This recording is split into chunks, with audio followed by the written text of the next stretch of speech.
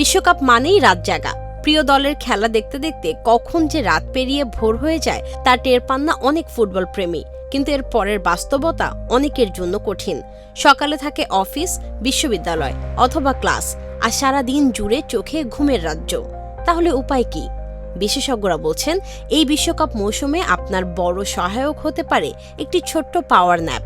মাত্র 10 থেকে 15 মিনিটের একটি ঘুমই ফিরিয়ে আনতে পারে হারিয়ে যাওয়া সতেজতা, বাড়াতে পারে আপনার মনোযোগ এবং কাজের গতি। গবেষণায় দেখা গেছে দিনের বেলা মাত্র 10 মিনিটের একটি ন্যাপও শরীর ও মস্তিষ্কের জন্য দারুণ উপকারী। এটি সতর্কতা বা অ্যালার্টনেস বাড়ায়, শেখার ক্ষমতা উন্নত করে এবং রক্তচাপ নিয়ন্ত্রণেও ইতিবাচক ভূমিকা রাখতে পারে। অবাক করার বিষয় হলো মাত্র 5 মিনিটের ছোট্ট একটি ন্যাপও ক্লান্তি কমাতে সাহায্য করে। তবে সবচেয়ে গুরুত্বপূর্ণ ব্যাপার হলো ন্যাপের সময়সীমা।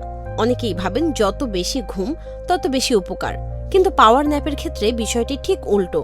বিশেষজ্ঞদের মতে সাধারণভাবে 20 মিনিটের ন্যাপই সবচেয়ে কার্যকর।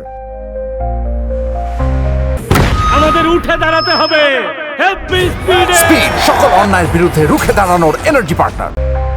কারণ এই সময়ের মধ্যে মানুষ সাধারণত ঘুমের প্রথম বা দ্বিতীয় পর্যায়ে থাকে। এই পর্যায়ের ঘুমই মস্তিষ্ককে দ্রুত সতেজ করে তুলতে যথেষ্ট। কিন্তু 20 মিনিটের বেশি ঘুমিয়ে গেলে শরীর ধীরে ধীরে গভীর ঘুমের পর্যায়ে প্রবেশ করতে শুরু করে, আর তখনই দেখা যায় সমস্যা। ঘুম থেকে ওঠার পর সতেজ লাগার বদলে শুরু হয় ঝিমুনি, মাথা ভার লাগা, অবসন্নতা এবং আগের চেয়ে বেশি ক্লান্তি। বিশেষজ্ঞদের পরামর্শ, যদি রাত জাগার কারণে ঘুম কম হয়ে যায় তাহলে দুপুরের দিকে 10 থেকে 20 মিনিটের একটি পাওয়ার ন্যাপ নিতে পারেন। তবে মনে রাখতে হবে বিকেল বা সন্ধ্যার দিকে পাওয়ার ন্যাপ নেওয়া এড়িয়ে চলাই ভালো, কারণ এতে রাতের স্বাভাবিক ঘুমের ব্যাঘাত ঘটতে পারে।